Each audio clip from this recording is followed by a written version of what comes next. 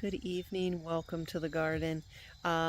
Just wanted to show you some of the things we're trying to get harvested here at the end of summer as we move into fall, and some of the things we have going on for our fall garden. So let's take a look.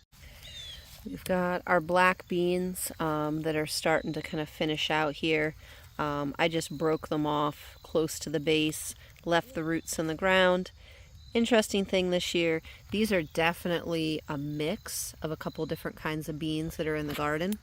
I had saved seeds last year. Actually, I've saved seeds for the past couple years. And last year we had cave beans, like those right there, growing in the garden, and wax beans. I think I have some of both because I have some that the runners kind of like reached out and ran. And then I got some that look a little more like a wax bean. We'll see. I'm hoping the flavor of the dried beans is still pretty good. But kind of the cool thing is right here in this bed, like this, right here is where I broke this off. So it gives me a chance to see some of the sweet potatoes. So like right there, you can see some of the sweet potatoes that are sticking out of the ground. Now those are going to harvest. We've harvested in October in the past. Last year we were right at the end of September. Kind of gauging the weather. Sweet potatoes are more of a southern crop. They do not like the cold, so we're going to have to see what our temperatures do moving forward and when it's time to harvest. But they are one of my absolute favorites to harvest. I harvested some of our squash. This needs to go in to cure. I think we'll put it in the greenhouse. Now over in here we have some lovely lettuce. Somehow I finally got the timing right on this. We had big salads last night for dinner. These look good, and I think we're close enough to fall that it's not going to get too hot and they're not going to bolt on us. So I'm pretty excited about that. We've got a bed of radishes in here. Some of these I think actually probably need to be harvested. Those are going to be really good roasted. That's kind of our favorite thing that we've decided we like to do with radishes.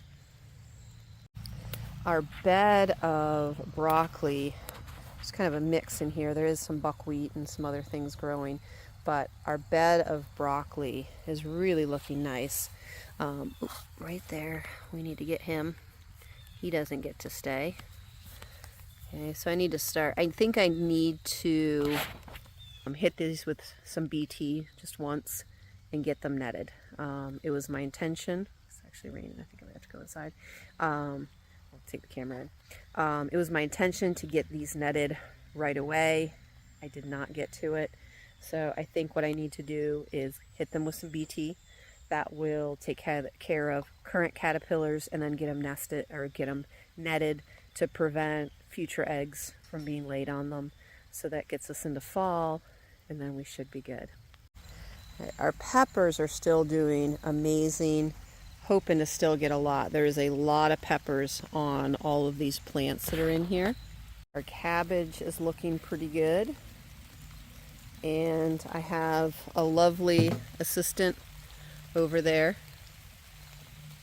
helping get some tomatoes inside as it's raining, actually. So signing off for now because we don't want this to get wet. Getting the tomatoes inside so they don't all split on us. She already harvested a pretty big bowl, probably about 10 pounds from the upper garden. Gonna harvest from the lower garden. And then it's time to go inside. This rain's picking up. Started putting our chickens on this portion of the garden using our A-frame. They spent about a day on this part right here. They need more time where that is right now. We're just gonna move that around in the center part of the garden here.